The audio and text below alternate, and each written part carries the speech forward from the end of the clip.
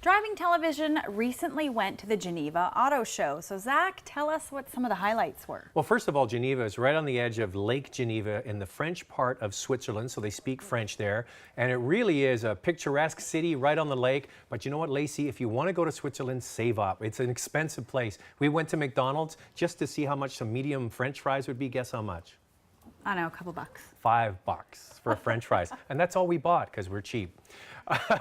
I tell you what, if you want to go to the Geneva Auto Show, you have to imagine big numbers because unlike North American auto shows where you'll see a concept car here and there by the manufacturer, in Geneva you have all these custom coach builders. So the favorite car this year was the new McLaren. They take the McLaren, they add body parts to it, they'll maybe update the motor and the suspension and the wheels. So they have these custom coach builders that bring their wares, not just the manufacturers. All kinds of interesting companies bring all kinds of things. Now the one that I particularly like, Lacey, you know I'm a Porsche fan, is Roof.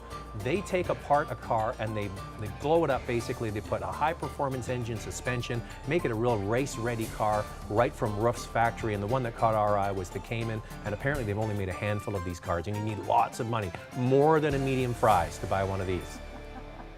Well, speaking of expensive, I have a feeling there were some pretty expensive Italian cars there. Absolutely. At the Ferrari Maserati stand, they had the new Gran Turismo from Maserati. Now, what are Italians known for other than exotic cars? Their wine. Exactly. Beautiful women. And I don't know if the big crowd was there to see the new Maserati or the beautiful model that was there. They always, pardon the pun, stack their booths with beautiful girls.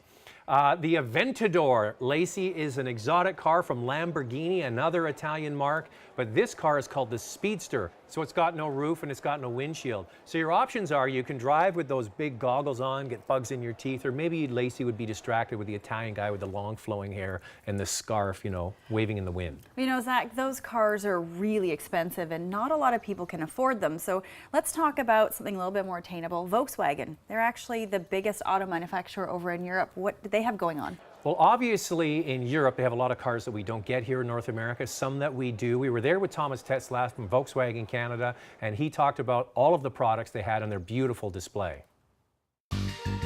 Geneva is a really big show. It's really the last of the European shows of the season before we start again in the fall season, and we brought a lot to the show this year. We're launching the four-door Up. Now the Up is not destined for North America anytime soon, but it's a really important car for the European market, and it's showcasing a lot of technology that Volkswagen has available in this market. Now available with four doors, it's a city car, but it gives you lots of room inside. Great driving, excellent fuel economy, and the company has made a mandate of improving fuel economy across the board.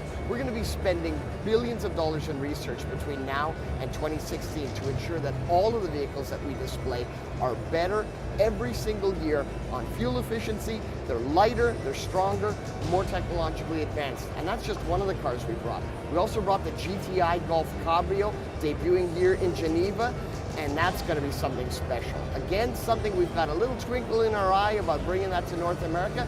For now, Europe only.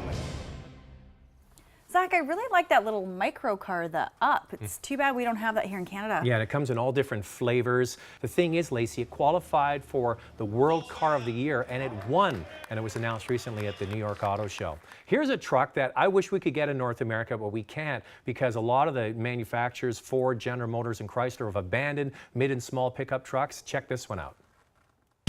It's a real nice 5-passenger pickup, great sized bed, turbo diesel motor, really unique proposition, something that's missing from the North American market, and it's something that we're looking at very closely right now. Whether or not it comes to fruition, we'll have to see, but it's something that we're excited about, certainly excited to see here in Geneva. So Zach, what else did you see?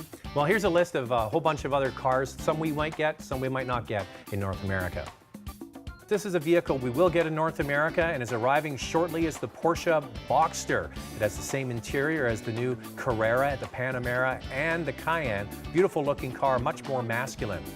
Of course, a vehicle we will get in North America because it is made in California in the Silicon Valley is Tesla, the all-electric Model S with good looking design and some very funky looking door handles.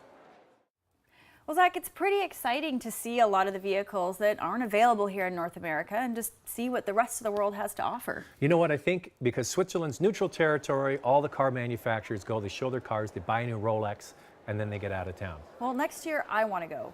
Maybe you can meet that Italian guy with the flowing hair Love it. and you get the goggles on.